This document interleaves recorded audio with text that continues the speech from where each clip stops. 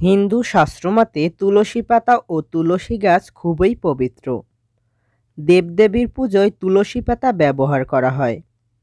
তুলসী গাছের যেমন অলৌকিক গুণ আছে, তেমনই ভেষজবিদ্যায় তুলসী গাছ ও পাতার গুরুত্ব অপরিসীম।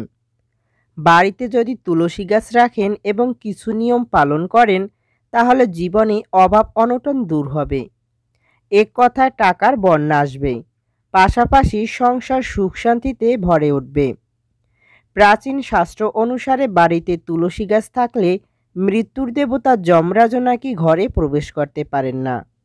বাড়িতে তুলসী গাছ রোপণ করলে গাছের মূল যত বিস্তৃত হতে থাকে, তত বিস্তৃত হয় পূর্ণলাভ। তুলসী পাতা দিয়ে নারায়ণের পুজো করলে সারা জীবনের পাপ নষ্ট হয়। বাড়ির যেদিকে তুলসীর গন্ধ যুক্ত বায়ু প্রবাহিত হয়, সেদিক পবিত্র হয়। তুলসী মঞ্জুরি দিয়ে বিষ্ণুর পুজো করলে পূর্ণ হয়।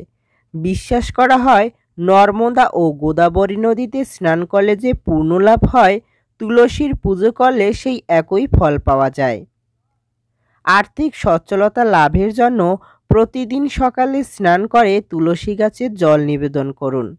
জল দেওয়ার মন্ত্রটি হল, তুলসী তুলসী বৃন্দাবন, তুলসী তুমি নারায়ণ, তোমার মাথায় ঢালি জল, অন্তিমকালে দিও স্থল। বাস্তু শাস্ত্রমতে বাড়িতে বা বারান্দায় তুলসী রাখলে তা উত্তর পূর্ব দিকে রাখুন। একই সঙ্গে তুলসী গাছের নিচে একটি শালগ্রাম শিলা পাথর রাখুন।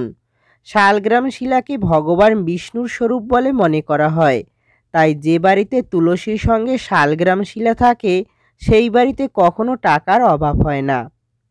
তো বন্ধুরা, ভিডিওটি ভালো লাগলে একটি লাইক দিয়ে এবং সাবস্ক্রাইব করে আমাদের পাশে থেকো। ধন্যবাদ সবাইকে।